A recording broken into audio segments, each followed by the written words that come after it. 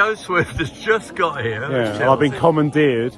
By me. Yeah, and so I haven't got to see anything apart from the Pathway Garden, which is designed and built by my business partner, Alon and Robert, and it's for homeless charity. And I saw it midweek, and it's now looking absolutely beautiful. Steve Redgray's been on here to open it up, and it's looking wonderful. And if I could get a minute to myself, I'll go and see the rest of the show.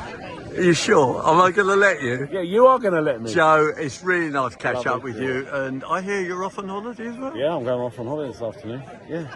I'm having, it's my 60th year this year. I'm having a birthday, big birthday soon. So I'm going on holiday. Well, as long as you're enjoying gardening still, that's what I counts. love it. Yeah, I moved to Dorset. I've got a big garden. I'm gardening a lot.